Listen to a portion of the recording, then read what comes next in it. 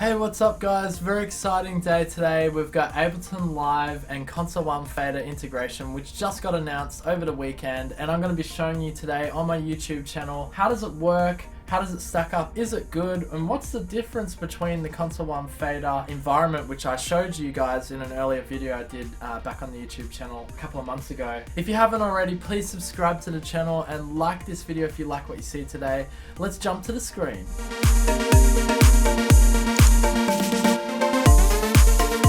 Alright guys, so here we have it. I've added the Console 1 Fader integration with Ableton Live.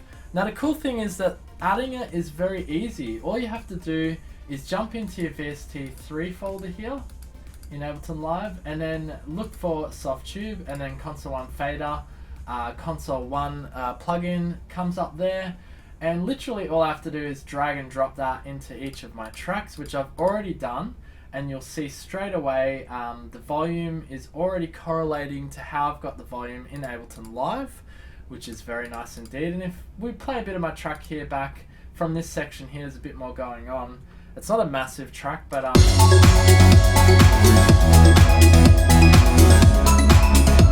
so instantly you'll see visual feedback on the Console 1 Fader with what's happening in Ableton Live. I'll press play again, you can have a look here. So now, if we just play that back, I can play around with the volume a bit. I'll just show you that. Down here a bit.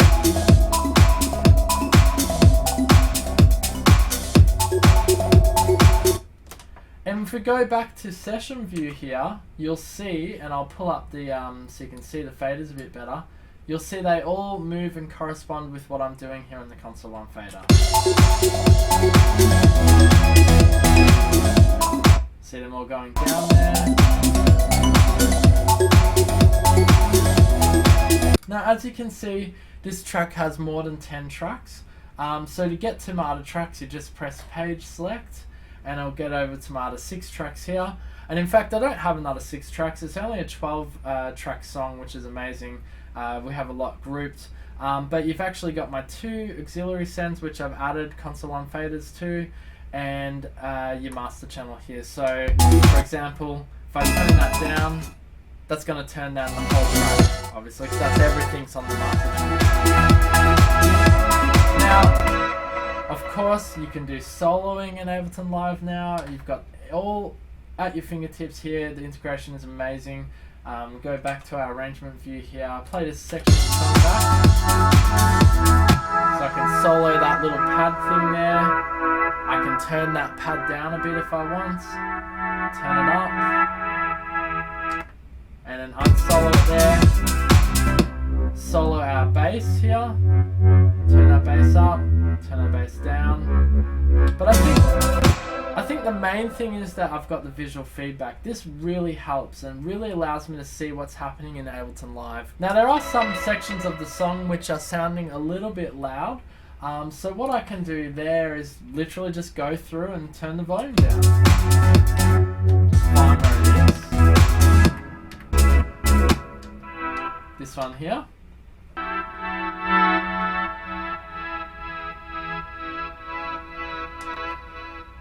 So there you have it guys, the volume and everything is working amazingly. Solo, and of course you can mute as well if you unsolo.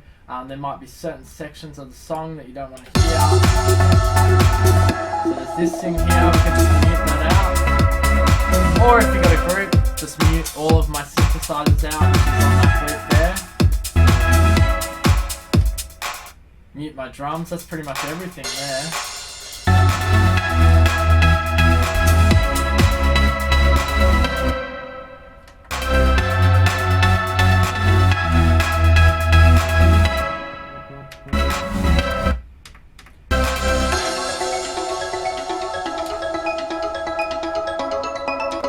So you get the idea. I can go through, I can turn things on, turn things off, and I've got all my volume and everything. One of the questions I had on the last Console 1 Fader video that I did was, would there be automation, or would you be able to do automation and see it visually back on the Console 1 Fader within Ableton Live? Alright, so let's add, for example, in our volume here, let's add a bit of a sine wave like that.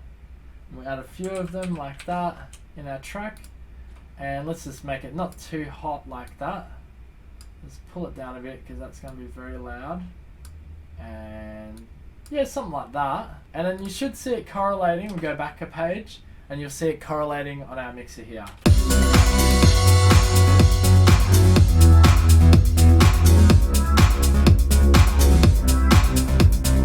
And you can see as I've done it there, it's in time, so it's coming up and down. But that is another fantastic feature, which is now at your fingertips pretty much. All right, moving along from our standard volume and solo and mute, we also have access to, we go to our session view here, we've got access to our sends as well, and our sends will correlate exactly what's going on in Ableton Live. So for example, if we look at track 1 here, you can see my send going up and down.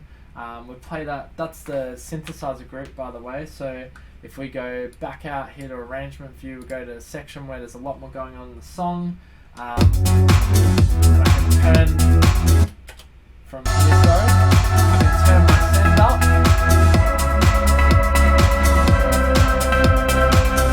and I can basically drench it with my reverb, which I've got on my send. You've got my reverb here, and I've also got delay on that send there as well. So those basically those two auxiliary channels also have the plugin, the Console 1 plugin on them as well. So that's why you can see them on my mixer here.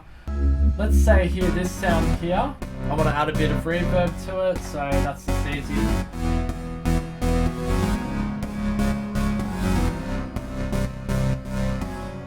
So yeah, you can hear that the reverb has been added to that send as well. Depending on what you've got selected on your different return tracks, for example, on return 1 I've got reverb, on return 2 I've got delay. We can add in basically our return effects simply just from using the sends 1 and sends 2 here. So we have access to the low cut and high cut in the Console 1 fader. So basically, if I want to add some low cut, let's say for my synthesizers, for example, which is my group over here, literally I can just go like this. There you can get my low cut view. I'll press play back here. And I can fully take them out. Bring them back in.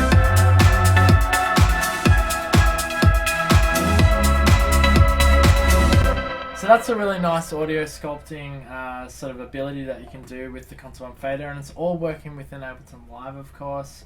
We can add a high cut, for example. We've added some to our bass already, but maybe there's another instrument we want to add it to. Let's have a look. See what else we have. That one there can use a bit of high cut. Not too much.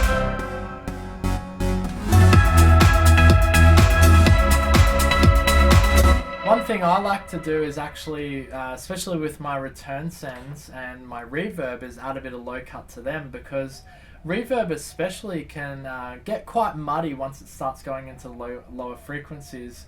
So here we have my return send, which has my reverb on it. If I press play back here, we can solo it. That's just my reverb. So you can hear the lower end is quite messy. So let's add a low cut to it. And now,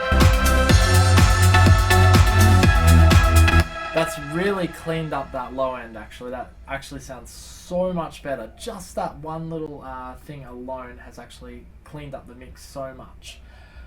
So that's pretty much it for your sends, your volume, your low and your high cut. You've also got drive and character. Now drive and character we looked at when I originally did the Console 1 fader overview. And this is really cool because now not only have you got the integration with Ableton Live and being able to see the volume feedback and your LED, your level feedback and so forth, is now you can actually add drive. You can effectively add what you could with the Console 1 fader environment to your Ableton Live tracks. So for example, maybe this sound here, which is sort of like a droney pad. Let's add a bit of drive to that. Add a bit of drive to it.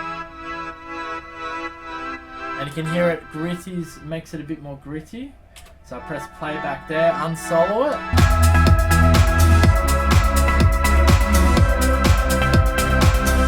it sort of just glues it to the mix a bit better.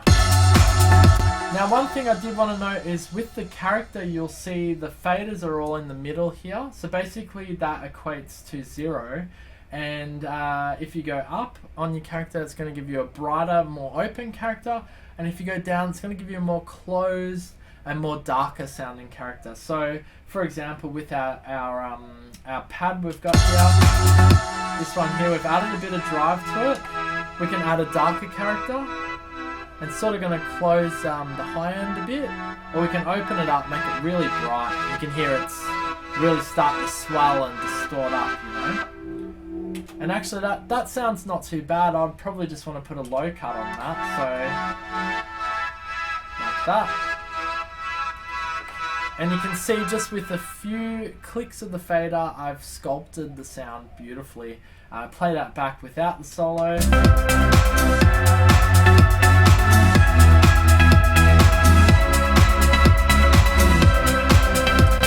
And you can hear it's just really sitting in the mix really nicely, and this thing is amazing for mixing on, honestly. I know a lot of people are like, oh, I can do 1 or 2 clicks with my mouse, get the same results, but you can't get that drive and you can't get that character, which is so unique to Softube's Console 1 fader.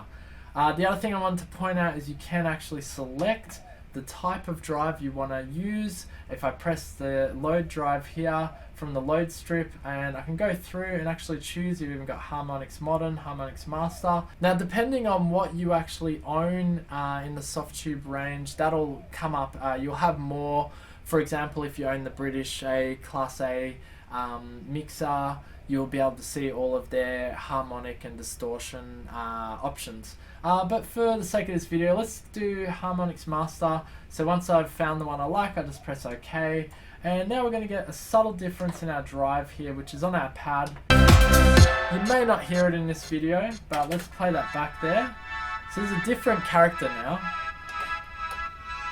It actually is quite different because it was distorting before on the last drive.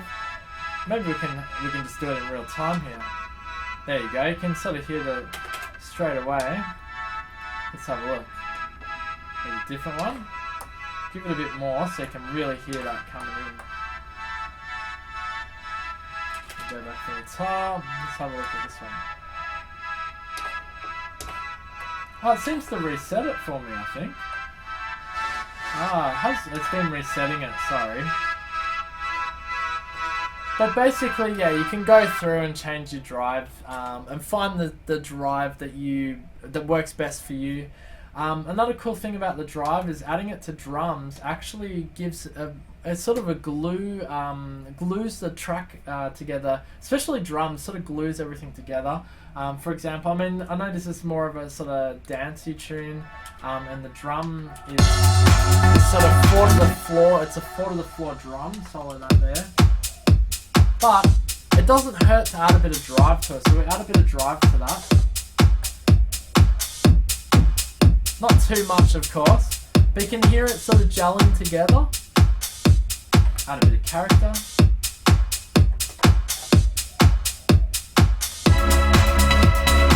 Nice. Go back to our volume. Turn it down a little bit. Turn my settings up a bit.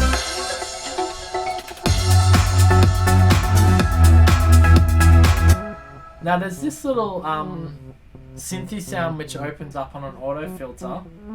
I just want to bring that up a bit. I want to add a bit of a low cut to it, and I want to add a bit of drive to it as well, so it sticks out a bit more. I want to have a bit more character, and you can see with just a few clicks there, I've given that way more prominence. So you can see you got full control of your volume, your drive, your character, low cut, high cut, and your solos and mutes and volume automation all within Ableton Live. The integration is really easy to set up. All you have to do is, as I said at the start of this video, is click your VST3 plugin of the Console 1 and load it into your track. You can also, I don't know if we did this in this video yet, but you can pan as well. So if you find your track, you select your track and you just literally, you can do your panning like so. Very simple feature indeed. Transport works. I don't know how to get fast forward and rewind going. It doesn't seem to work in this VST3 script at the moment, but that's okay. I'm sure that wouldn't be a hard thing to do. It seems to go through your tracks though, which is kind of cool. So I can quickly go through my tracks like that. But I would like to see that as more of a transport feature and be able to fast forward and rewind. I'm sure that I could just set that up with some MIDI CC programming, which would be really easy. Last but not least, guys, which I need to show you is of course the layer mode. So you can also do that in Ableton Live. Basically, all you have to do is go assign track to layer. So we assign whatever track you want. We'll just use the first one here. Then it's going to ask you what tracks do you want to put in that layer.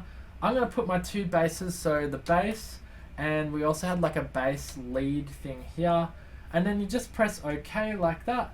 And now if we go to layer mode, which is this button here with the blue circle around it, now I've got control of those particular sounds. We go back to my arrangement view here. So you can hear I've got that sort of wobbly bass. The wobbly bass and that lead bass is basically all controlled from my layer mode here as well. You can add drive to it, add a bit of character.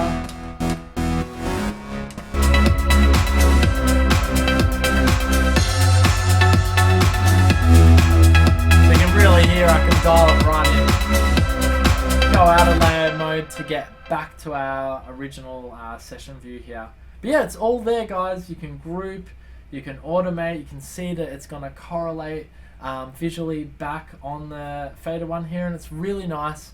I hope you enjoyed it. I'm really excited about this integration and what I can create with it. I feel like it's really going to help spruce up my mixes and just make them sound so much more professional using the Console 1 fader, and just gives you that real life mixer, hardware mixer feel. I really like that. The faders are really long and they're automated. I mean, what more could you want, guys?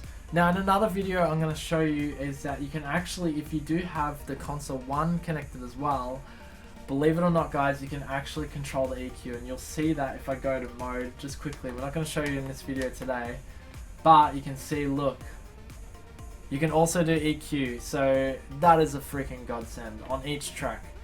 Alright guys, I hope you enjoyed this video looking at the Console 1 fader and Ableton Live integration. It is really super exciting. I really hope that they do this for Logic Pro X, for Pro Tools. That would be amazing.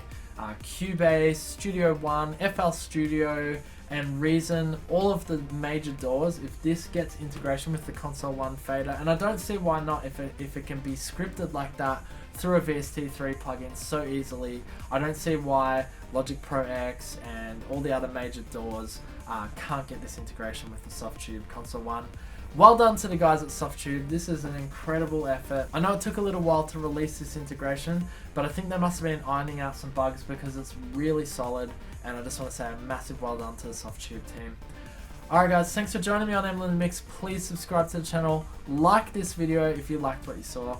Please leave a comment in the comment section below if you have a question about the Console 1 fader and its integration with Ableton Live, and if I didn't cover something that you want to see, leave a comment in the comment section below. Or if there's a video you want me to do and you want to see, then leave a comment in the comment section below. Alright guys, till next time, peace out, boom.